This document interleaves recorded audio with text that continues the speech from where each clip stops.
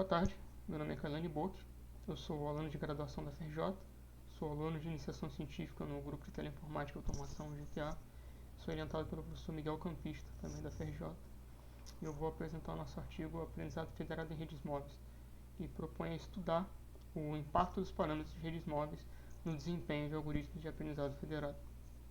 Então, primeiro eu vou fazer uma breve revisão do aprendizado federado e o que ele tem de particular quando aplicado no ambiente móvel.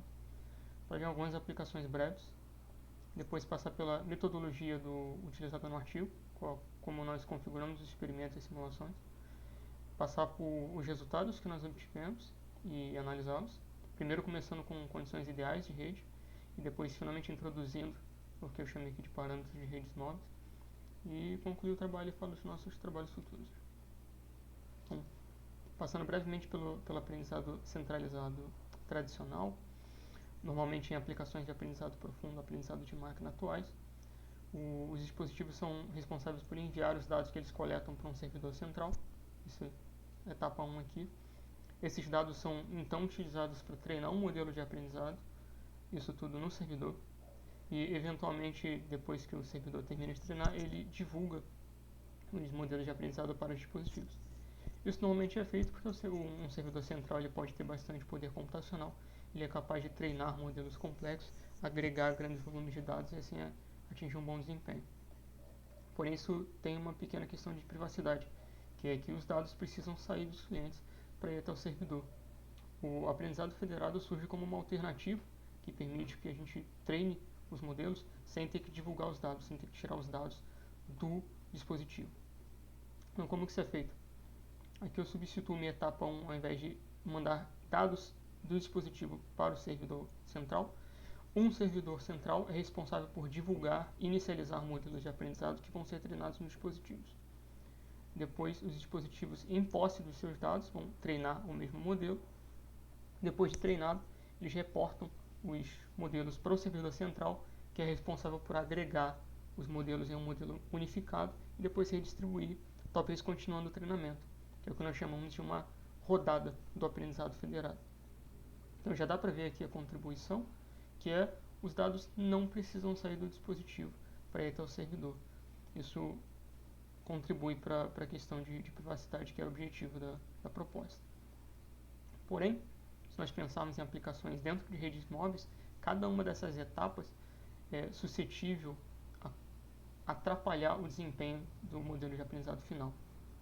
Então, no caso de um ambiente controlado, por exemplo, num data center, a gente sabe a disponibilidade do dispositivo, sabe a capacidade computacional de cada dispositivo, a latência mínima ou máxima, algum QoS definido.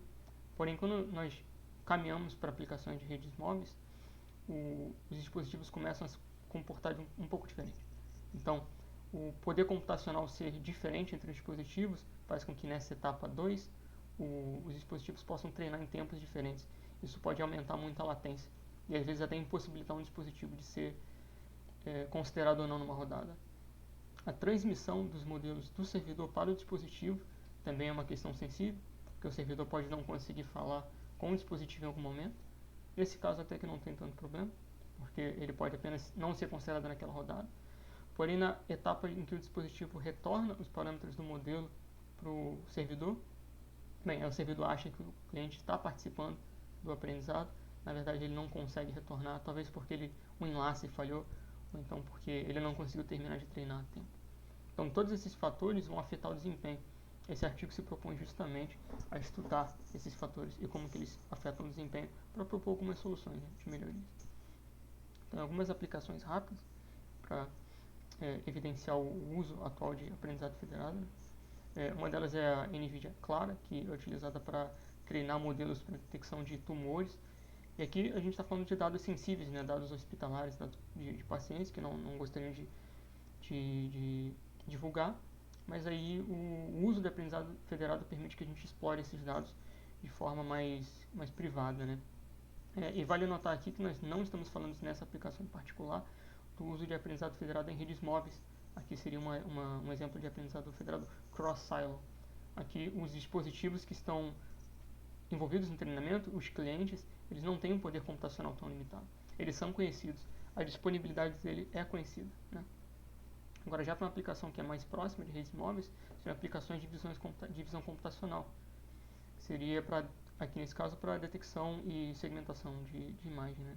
Que a Google, pioneira a maioria das tecnologias, faz bastante. E eu dei esse exemplo porque nossa avaliação aqui é em cima de um dataset para classificação de imagens. Então, qual que foi a metodologia seguida aqui? Bem, a gente dividiu em 3 etapas. Na primeira etapa, nós selecionamos um conjunto de dados e, junto delas, selecionamos a arquitetura de rede neural.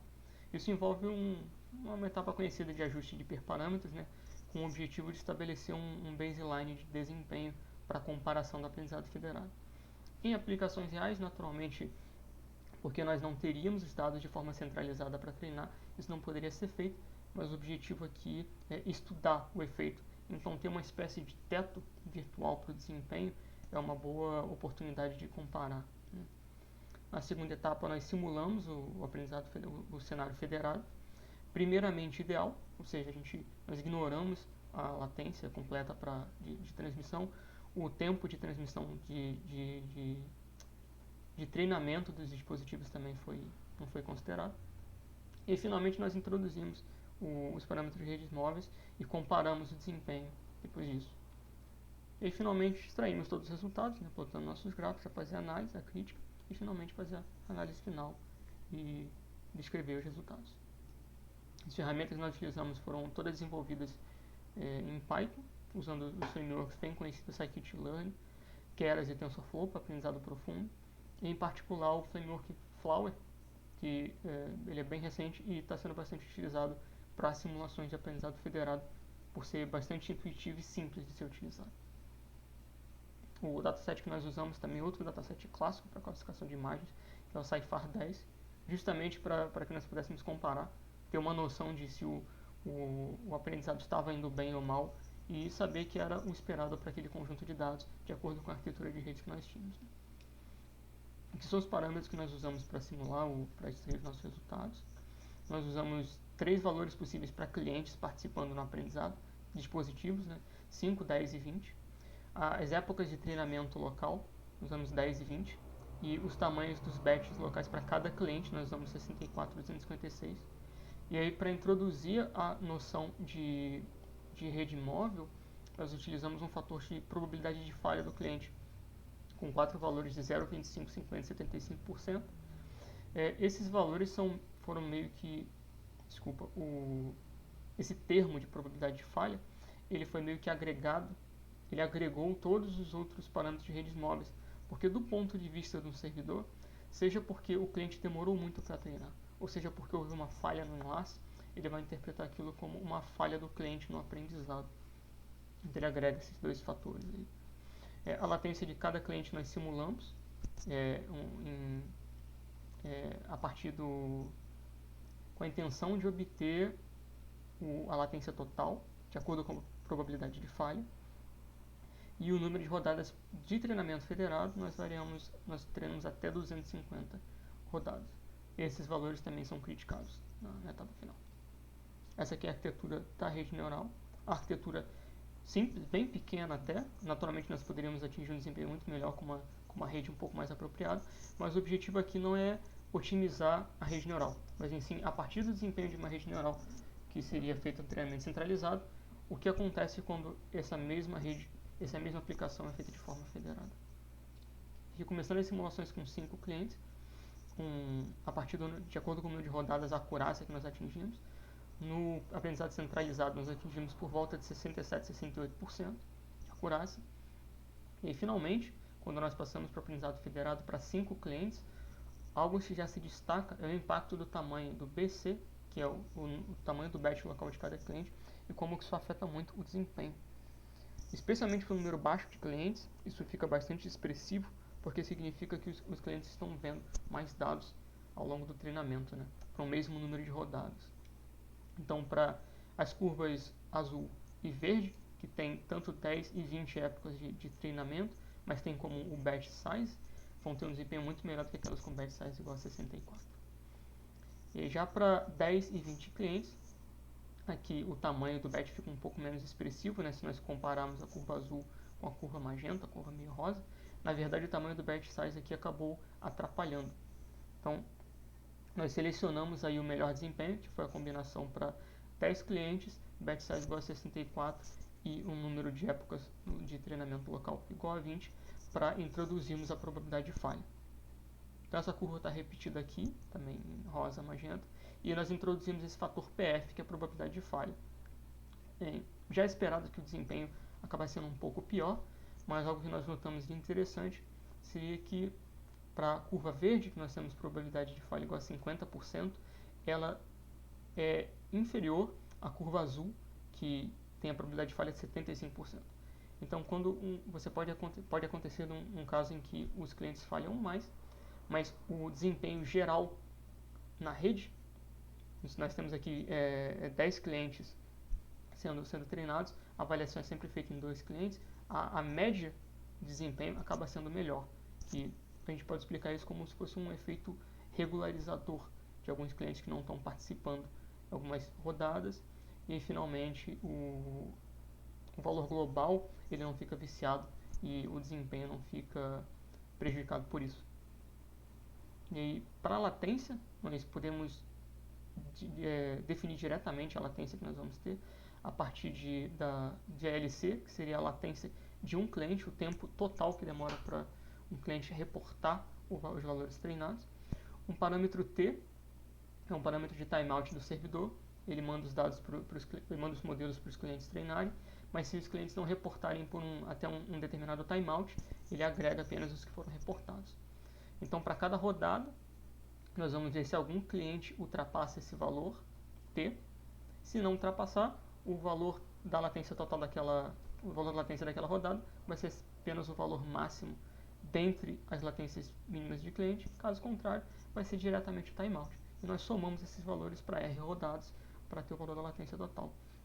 E aqui, já como uma primeira proposta de melhoria desse trabalho, seria que ao invés de esperar completamente que todos os clientes tivessem os seus valores agregados ou perdidos, nós poderíamos inserir uma espécie de parada antecipada. Aqui tem a simulação para o treinamento com 5 clientes, conforme a probabilidade de falha aumenta, essa latência acaba aumentando bastante, bem expressivamente. Porém, se nós iniciássemos o treinamento com 10 clientes, mas ao receber a quinta resposta encerrasse o treinamento, essa latência total diminui bastante. Então, naturalmente, aqui isso ainda deve ser e precisa ser comparado junto com o desempenho de inferência mesmo, acurácia ou outras métricas.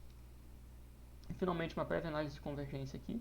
A gente tem o ponto azul, que foi o ponto de melhor desempenho que nós usamos. Então, imediatamente notável que ele demora um pouco mais para convergir do que outros com um desempenho um pouco pior. Então, há um trade-off entre o desempenho final e o número de rodadas necessárias para convergir. E aqui, esses triângulos apontados para a direita são os valores que ainda apresentavam sinais de que ainda iriam convergir. Uma das nossas críticas ao trabalho seria aumentar o número de rodadas para avaliar isso de forma um pouco mais delicada. E o X aqui é um valor que é um cenário em que aumentar o número de rodadas de treinamento, na verdade, estava degradando o desempenho do modelo. Então, quais foram as nossas conclusões aqui? Esse efeito da probabilidade de conexão ele não é constante, ele não é óbvio. Então a gente pode ter uma probabilidade de falha maior que não prejudica mais ainda o modelo. Na verdade, pode acabar auxiliando no desempenho através de um efeito, entre aspas, regularizador. Finalmente, o número de clientes ele afeta o desempenho, porém aqui nós medimos o valor médio da acurácia no nosso conjunto de teste para 2 clientes, quando nós temos 10 clientes. E ainda precisa introduzir algumas medidas de justiça, porque dependendo da aplicação, talvez faça mais sentido que o desempenho global não seja otimizado, porém o desempenho para aqueles clientes que mais participam no treinamento possa ser otimizado. Então isso também precisa ser estudado. Nós definimos aqui como trabalhos futuros, né, expandir o escopo das simulações para cobrir esses casos que eu mencionei, verificar outras aplicações típicas de redes móveis. No caso, nós fizemos classificação de imagem, mas detecção de anomalias e tarefas de NLP, de Natural Language Processing, são bastante comuns na literatura. E utilizar datasets específicos para cenários de aprendizado federado. Nós temos o framework LEAF, bastante popular agora, que tem alguns datasets que são específicos para o aprendizado federado, onde você pode definir que a distribuição dos clientes seja resultante de autores reais dos dados.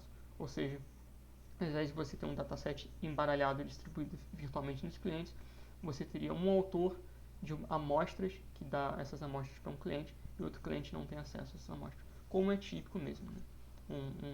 Um usuário de um dispositivo móvel, ele tem um padrão de geração de dados diferente de outro usuário e ele não tem como idealmente trocar esses dados. Queria finalmente agradecer, né, os órgãos de fomento, CNPq, a FAPESB, a CAPES e a FAPESP, que financiaram a pesquisa, né, e a RNP.